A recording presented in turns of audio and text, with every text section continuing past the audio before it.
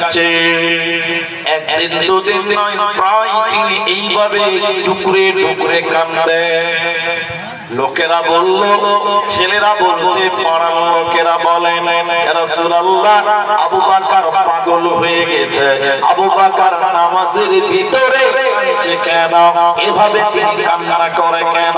নবীজি বললেন, না না, আবু বকর পাগল নয়, আবু বকরের ভিতরে আল্লাহর ভয় রয়েছে।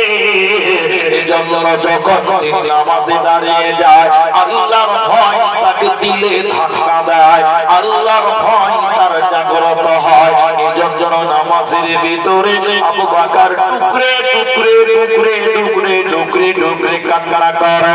অতএব মুসলমান, তুমি যদি আল্লাহকে ভয় করো, দেখবে তোমার চোখেও আল্লাহর ভয়ে কান্না চলে আসবে, তোমার চোখেও পানি চলে আসবে। এজন্য আমার আল্লাহ বলেন, ইয়া আইয়ুহান নাস, হে মানুষ সম্প্রদায়, তোমরা আল্লাহকে ভয় করো, তোমরা আল্লাহকে ভয় করো, তোমাদের গুনাহমুক্ত জীবন হবে, তোমাদের চিন্তা রবে না, রবে না, রবে না।